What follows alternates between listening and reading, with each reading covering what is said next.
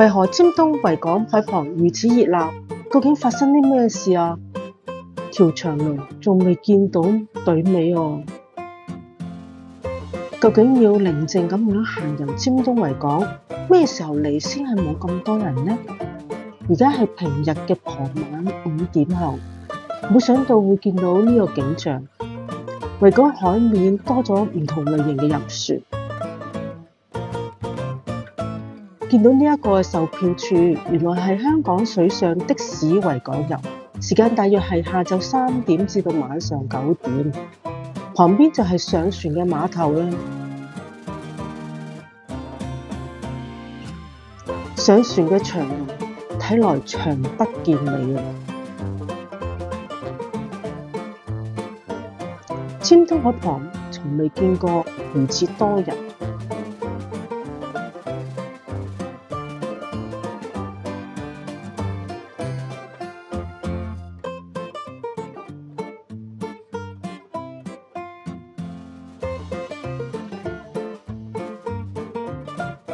終於見到隊尾啦！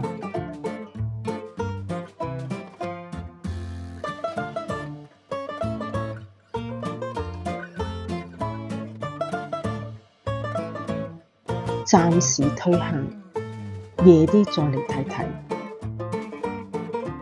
晚上嘅維港特別豔麗，璀璨嘅維港有東方之珠嘅美譽。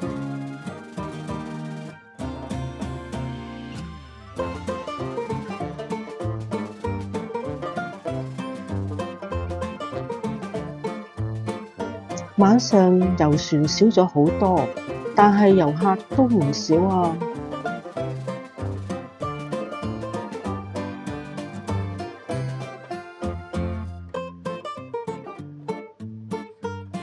第日中午再嚟睇下人潮點樣，睇下可唔可以寧靜欣賞到維港嘅景色。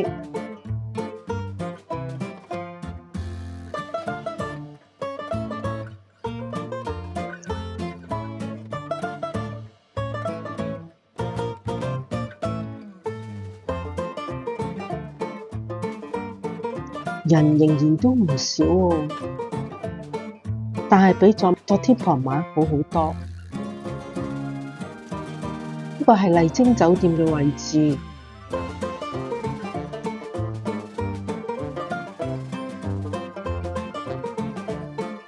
喺麗晶酒店可以望到維港嘅景色。想人流唔多嚟行遊維港，我諗早上9點前或者晚上9點後啦，呢個先係最佳嘅時間。歡迎留言分享下你嘅經驗。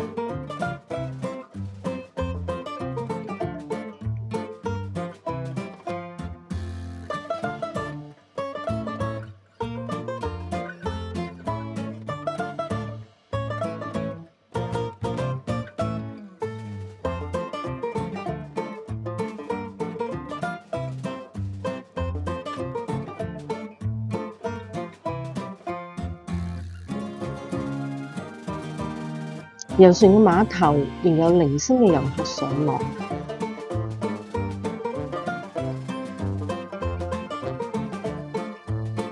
應該係旅行團包船嘅活動。